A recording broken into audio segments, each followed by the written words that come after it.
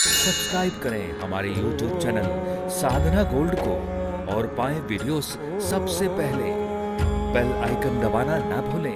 रामचरितमानस में गोस्वामी तुलसीदास जी 4 रावणों की कथा लिखते हैं। बालकांड में गोस्वामी तुलसीदास जी कहते हैं कि नारद जी के श्राप से शंकर जी के 2 गण जब बंदर का मुख बनाया था, तो जिन 2 गणों शिव गणों ने मजाक किया था नारद जी का, तो देवऋषि नारद जी ने शंकर जी के उन 2 गणों को श्राप दिया कि जाओ तुम राक्षस हो जाओ। वही शंकर जी के 2 गण कौन बने? रावण और कुंभकर्ण। तो रावण कुंभकर्ण पिछले जन्म में कौन थे? शंकर जी के 2 गण। और उसी रामायण में लिखने वाले भी गोस्वामी तुलसीदास जी लिख रहे हैं कि जलंधर वृंदा के पति जलंधर अगले जन्म में रावण बनता है। तो रावण पिछले जन्म में कौन था? जलंधर। और अभी क्या बताया गोस्वामी तुलसीदास जी ने कि रावण पिछले जन्म में कौन था? रावण कुंभकर्ण। तो ये शंकर जी गण। और उसी रामायण में बालकांड में वही राइटर है लिखने वाले गोस्वामी तुलसीदास जी, वो कहते रावण पिछले जन्म में कौन था? तो रावण कुंभकर्ण जय विजय नाम के पार्षद थे। ये भी लिखा है। और उसी रामायण में बालकांड में गोस्वामी तुलसीदास ये भी लिखते हैं कि रावण पिछले जन्म में कौन था? प्रताप भानु नाम का राजा, अरिमर्दन कुंभकर्ण, धर्म रुचि विभीषण बना। वह एक ही रामायण है। बालकांड लिखने वाली एक ही संत है। तो रावण को क्या कहते हैं कि रावण कौन बना? प्रताप भानु नाम का राजा। और वहीं लिखते रावण कौन बना?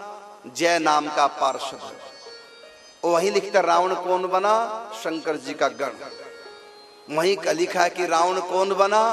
तो वृंदा का पति जलंधर रावण बन गया। अब बताइए क्या 4 आत्माएं थी रावण के अंदर? आत्मा तो एक ही थी। वो कथा क्या है? कल्प भेद हरि चरित सुहाए। अर्थात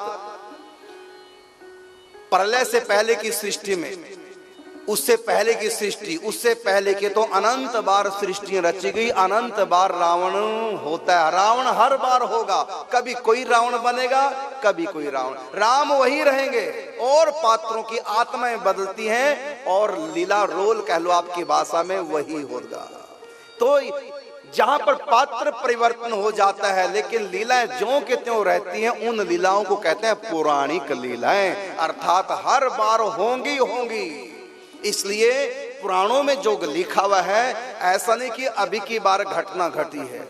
जैसे पुराण में लिखा हुआ है श्री कृष्ण की लीला, मथुरा में जन्म हुआ। तो कब हुआ?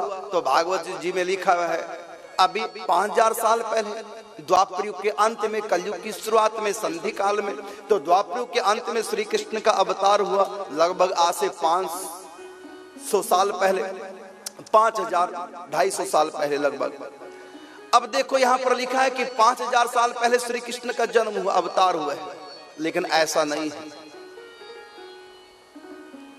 इससे पहले अनंत बार श्री कृष्ण के अवतार हो चुके हैं। ब्रह्मा के एक दिन में एक बार श्री कृष्ण का अवतार होता है। और ब्रह्मा का एक दिन कितना बड़ा जानते हो? तो सुन लो, 4,32,000 साल कलयुग की आयु है, 8,64,000 साल द्वापर युग की आयु है। और कलयुग से तिगुनी आयु त्रेतायुग की, चौगुनी आयु सतयुग की, चारों युगों को मिलाकर के 43,20,000 साल बनते हैं। यह चारों युगों की आयु। इस प्रकार ये चारों युग जब 72 बार बीतेंगे तो एक मनवंतर होता है। और जब 14 मनवंतर बीतते हैं तब ब्रह्मा का एक दिन होता है। ब्रह्मा के एक दिन को कल्प कहते हैं। तो ब्रह्मा के एक दिन में श्री कृष्ण इस धरती पर अवतार लेते हैं। तो ब्रह्मा के एक दिन में, इस समय ब्रह्मा की आयु जानते हो कितनी है? एक दिन तो ब्रह्मा का बता दिया। अब इसको दुगना कर दो, क्योंकि जितना बड़ा दिन ब्रह्मा का उतनी बड़ी रात। मतलब ये चारों युग जब 1000 बार बीतते हैं तब ब्रह्मा का एक दिन होता है। और इतनी लंबी रात, ये हो गया अहोरात्र।